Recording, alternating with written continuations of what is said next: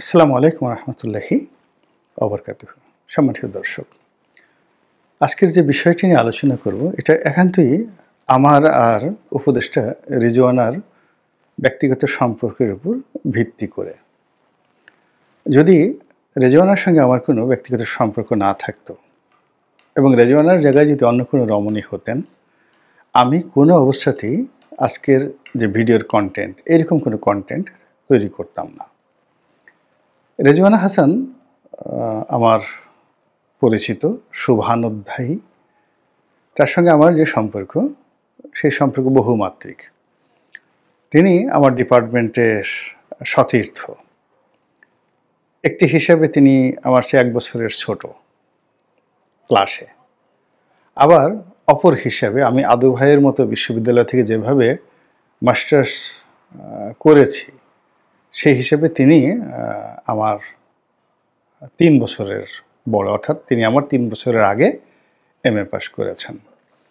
কিন্তু আমাদের মধ্যে অনেকটা বন্ধুর মতো সম্পর্ক, আপনি আপনি। সেও আমাকে আপনি করে বলেন, আমিও তাকে আপনি করে বলি। কিন্তু তার অন্যান্য যারা সহপাঠী আছেন, যেমন তারানা হালিম, তার সঙ্গে আমার খুব বন্ধুত্বের সম্পর্ক। আমরা তুমি তুমি করে বলি, যেহেতু তারানা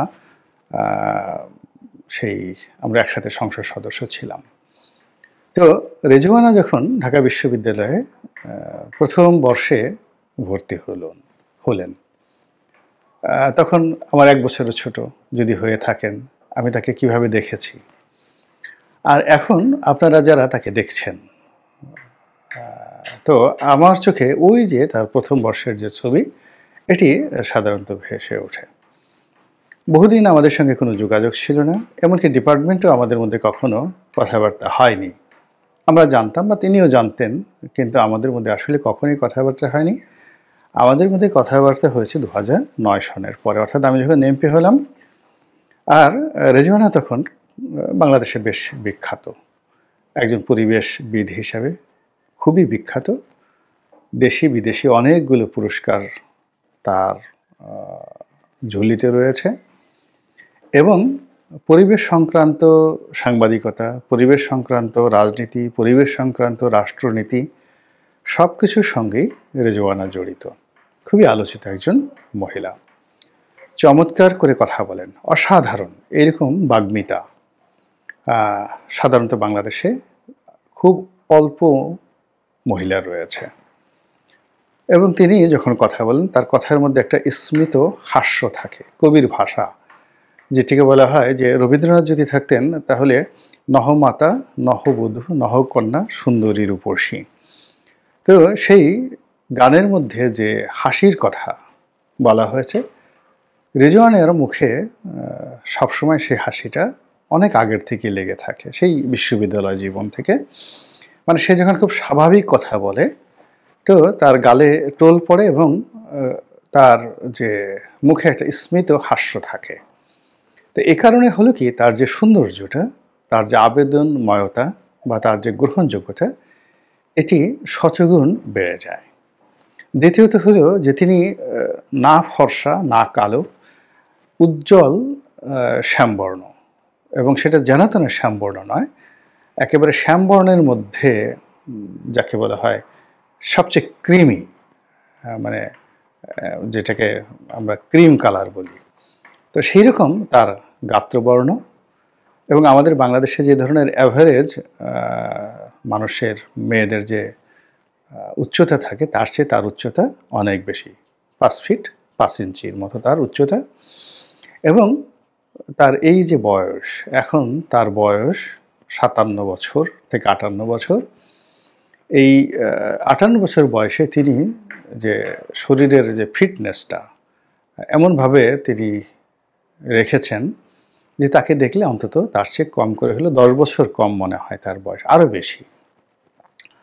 এরপর তার যে পোশাক, কাউকে দেখবেন যে সালোয়ার কামিজ পরলে বেশি একটা মানায় না, কিন্তু শাড়ি পরলে মানায়। কেউ হয়তো শাড়ি পরলে মানায় না, কিন্তু সালোয়ার কামিজ পরলে মানায়। রেজওয়ানা যে পোশাকই পরেন না কেন, সব পোশাকে তিনি অনন্যা। সে অনেক আগের থেকে, she is stylist, she is model for many many woman. তো যার জন্য হলো কি, রেজওয়ানা যখনই যেখানে গিয়েছেন, ওখানে সবার দৃষ্টি আকর্ষণ করেছেন।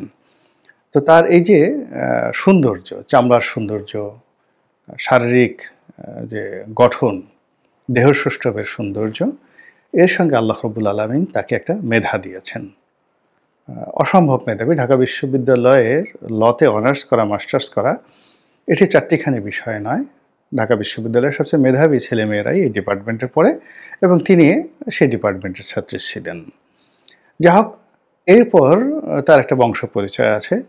তার বাবা রাজনীতিবিদ ছিলেন, বলা হয় স্বাধীনতা যুদ্ধে তিনি বিরোধিতা করেছেন এবং বিএনপি রাজনীতি করেছেন এবং বিএনপি জমানাতে তিনি মন্ত্রীও ছিলেন, একজন মন্ত্রীর মেয়ে। মানে তিনি হঠাৎ করে মন্ত্রী হননি, বা অনেক সময় আমাদের দেশের খুব প্রান্তিক লেভেল থেকে যখন আসে তাদের মধ্যে যত ভালো পোশাক আশাকই পরুন না কেন তার মধ্যে এক ধরনের দীনতা, হীনতা লক্ষ্য করা যায়। কিন্তু রেজওয়ানা যেহেতু একটা ভালো পরিবার থেকে এসেছেন, সেটা যেভাবেই হোক না কেন, রাজাকার বলেন, আলবদর বলেন, আর শামস বলেন, কিন্তু এই পরিবারটা ভিক্ষুক ছিল না কখনো, অভাবী ছিল না। আর ঘুষ, দুর্নীতি, তারপরে চুরি চামারি, এই ধরনের বদনাম তাদের পরিবারের মধ্যে ছিল না। ফলে কি হলো, ওর প্রচণ্ড সাহস, অনেক আগের থেকে ওর অনেক সাহস ছিল। তো সেই সাহসের কারণে তার যে অন্যান্য যে গুণাবলীগুলো, সে স্পষ্ট করে কথা বলতে পারে, গুছিয়ে কথা বলতে পারে, সর্বাবস্থায় মুখে একটা স্মিত হাস্য একটা অবস্থা থাকে এবং জীবনের একেবারে খুব নির্মম নিষ্ঠুরতা নিয়েও সে কৌতুক করতে পারে। একান্ত তার সঙ্গে যাদের বন্ধুত্ব রয়েছে দেখবেন যে খুব গভীর বিষয়, একেবারে যে বিষয়গুলো নিয়ে সাধারণত কাঠখোট্টা প্রকৃতির, কেউ কোনো কৌতুক করতে পারবে না, সেই বিষয়ে রেজওয়ানার কিন্তু কৌতুক করার যথেষ্ট যোগ্যতা রয়েছে। সেন্স অফ হিউমার যেটিকে বলা হয়। কেমন, সেটা তার একটা উদাহরণ দেই। সর্বশেষ রেজওয়ানার সঙ্গে আমার একটা টক শো হলো এই আওয়ামী লীগ সরকারের পতনের ঠিক মাসখানেক আগে একটা টেলিভিশনে। তো অনেক আগে, সেও আগে গিয়ে পৌঁছে গেছে, আমিও পৌঁছেছি, আমরা দীর্ঘদিনের পুরনো কথাবার্তা বলছিলাম। তো সে একটা বিশেষ গ্রুপের কথা বলে যে, রনি ভাই দেখেন, ওরা এত খারাপ, আমার স্বামী যাকে বলা হয় অপহরণ হয়েছে, অপহৃত হয়েছে। এখন সেই অপহরণ করার পরে যখন পুলিশ তাকে উদ্ধার করা হলো, আমি সেটি নিয়ে সাক্ষাৎকার দিলাম। দেওয়ার পরে তারা সেই ছবিটাকে ফটোশপ করে সেই ঠোঁটে লিপস্টিক লাগিয়ে, আমার ঠোঁটে লিপস্টিক ছিল না, তারপরে তারা সমালোচনা করছে যে দেখেন এই মহিলা কত খারাপ, স্বামী মারা গেছে তারপরে সে ঠোঁটে লিপস্টিক লাগিয়ে কথা বলছে, অথচ ওটা আমার ছবিতে ফটোশপ করা। আমি দুষ্টমি করে বললাম যে আচ্ছা রেজওয়ানা বলেন তো, যে ঠিক আছে তারা ফটোশপ করেছিল, আপনার ছবিটা তো বিকৃত করে নাই, লিপস্টিক লাগানোর পরে আপনাকে কি ভালো দেখাচ্ছিল না সুন্দর দেখাচ্ছিল?